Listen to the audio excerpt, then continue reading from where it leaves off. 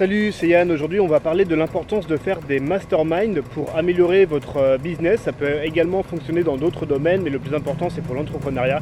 Donc, on va voir ça en détail dans cette vidéo. Allez, c'est parti.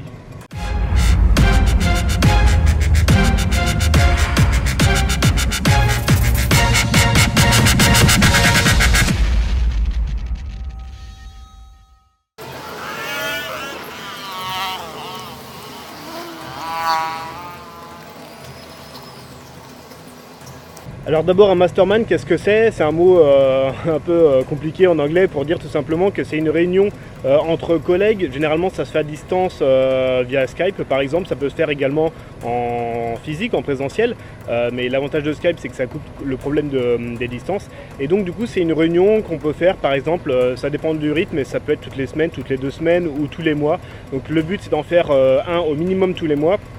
Et l'idée, ça va être de pouvoir échanger comme ça avec d'autres entrepreneurs qui ont au moins le même niveau d'expérience que vous en business. Napoleon Hill, c'est un écrivain qui est connu en fait puisqu'il a écrit des super bouquins comme Think and Grow Rich, donc réfléchissez et devenez riche. Il en écrit d'autres aussi, c'est vraiment des références en fait pour apprendre à devenir riche, à connaître le succès, à développer vos business.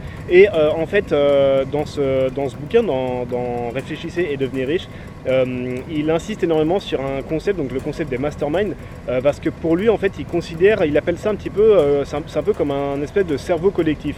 C'est-à-dire qu'en fait quand vous vous réunissez avec d'autres personnes pour échanger des idées, pour discuter comme ça, eh bien ce qui va en ressortir, ça va être quelque chose de supérieur que la somme des cerveaux individuels, si vous voulez. Donc il y a vraiment un esprit collectif comme ça ça fait un peu comme une synergie, comme une spirale ascendante pour trouver des idées, pour réfléchir, pour trouver des solutions. Donc ça peut vraiment clairement comme ça vous aider dans votre business tout en aidant vos collègues par la même occasion. Pratiquer des masterminds, c'est quelque chose que je fais maintenant régulièrement depuis peut-être 2 ans. Je l'avais fait au début avec un premier groupe d'entrepreneurs, puis maintenant c'est avec d'autres personnes. Donc je vous conseille au moins d'en intégrer un comme ça. Si vous n'en connaissez pas, vous pouvez organiser ça par vous-même, créer un mastermind par vous-même.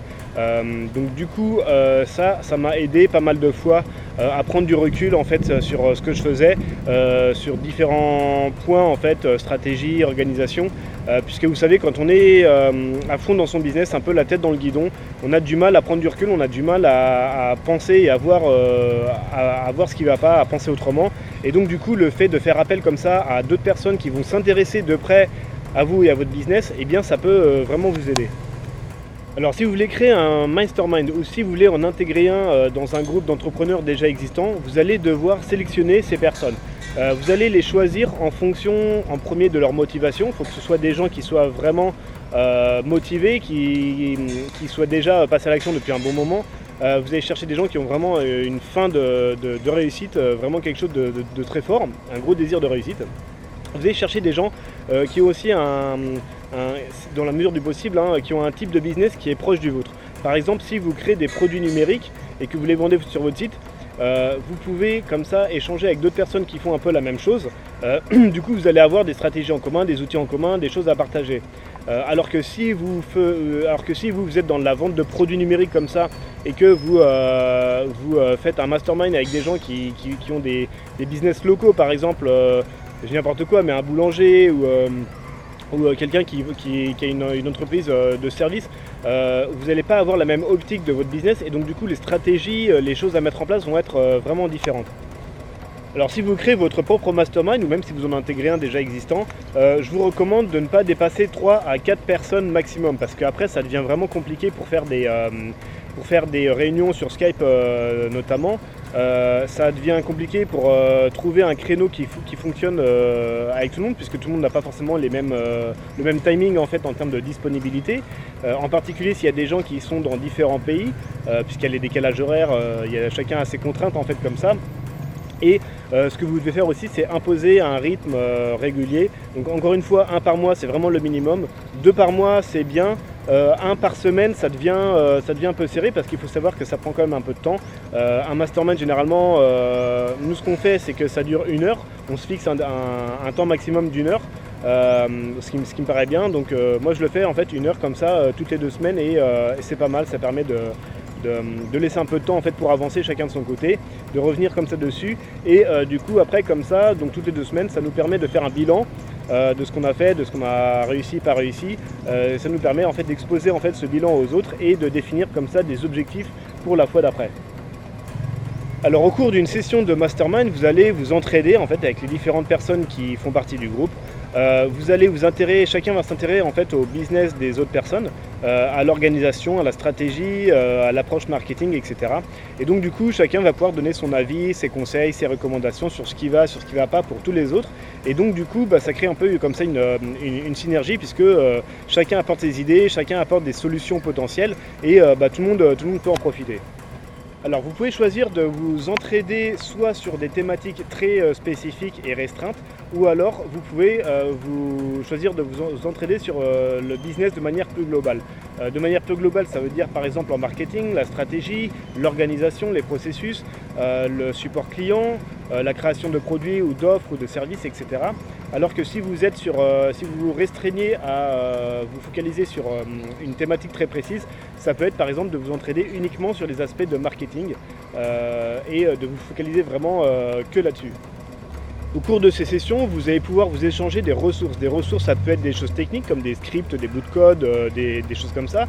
Ça peut être des choses plus pour se former. Ça peut être des modèles. Par exemple, si vous avez trouvé une super page de vente sur Internet qui est super bien faite, vous allez pouvoir donner le lien à vos collègues pour qu'ils puissent regarder et s'en inspirer pour leur business. Et vous allez pouvoir vous échanger comme ça différents types de ressources, des choses que vous avez récupérées sur Internet. Ça peut être également conseiller des livres que vous avez lus, etc., etc. Un dernier élément qui est très important que vous pouvez faire pendant ces sessions de mastermind, c'est faire profiter vos collègues de vos contacts, de vos relations. Vous savez, dans presque n'importe quel domaine de la vie, ce qui nous permet souvent de passer un niveau, d'aller bien plus loin, c'est les relations qu'on a avec les gens. C'est quand on connaît la bonne personne en fait qui peut vraiment nous élever vers le haut, qui peut vraiment nous aider à passer à un autre cap, eh bien ce type de personne, vous allez pouvoir en faire profiter vos collègues et c'est évidemment vrai dans le sens inverse. Donc du coup, si vous êtes 3 ou 4 personnes dans le mastermind, et du coup ça multiplie les possibilités d'entrer en contact avec des partenaires potentiels, ça peut être des clients potentiels, donc ça peut vraiment comme ça multiplier les possibilités. Voilà, j'espère que cette vidéo vous aura convaincu de mettre en place des masterminds si ce n'est pas déjà fait. Essayez d'en pratiquer au moins un, vous pouvez en pratiquer 2 voire 3 en fait, donc avec des groupes différents, pourquoi pas sur des thématiques ou des domaines différents. C'est à vous de voir, ça prend un petit peu de temps en fait, surtout si vous en avez plusieurs en parallèle, mais je pense que c'est quelque chose qui vaut vraiment le coup. Donc faites-en au moins un pour tester, pour voir ce que ça vous apporte. Testez-le sur par exemple 2 ou 3 mois et vraiment je vous conseille de vous y tenir. Voilà, je vous invite à liker ma page Facebook et à me suivre sur YouTube. On va parler comme ça dans les prochaines vidéos de voyage, de mode de vie alternatif, de web marketing, de business, pas mal de choses en fait autour de ces thématiques-là. Je vous souhaite une très bonne journée et je vous dis à bientôt. Ciao, ciao.